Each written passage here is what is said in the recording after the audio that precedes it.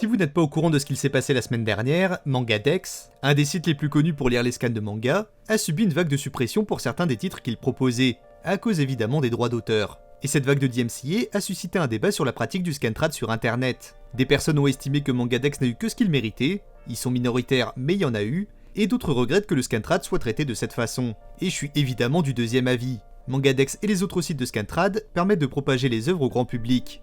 Et ce, même si c'est pas une option validée par les éditeurs eux-mêmes. Surtout depuis quelques années, des mangas ont pu bénéficier d'une édition papier chez nous, parce qu'une partie de la communauté manga les réclamait. Un des exemples les plus célèbres, c'est One Punch Man, qui a d'abord cartonné en ligne avant de se vendre en physique. Le scantrad n'est pas exempt de tout défaut, il y a clairement des abus de certains sites, mais je pense que la solution la plus efficace reste le contrôle des éditeurs. Via un système d'abonnement mensuel, mais accessible, pourquoi pas, plutôt que la destruction pure et simple. C'est contre-productif et ça prive des gens qui veulent découvrir de nouvelles choses, ou plus grave, qui n'ont pas les moyens d'en profiter.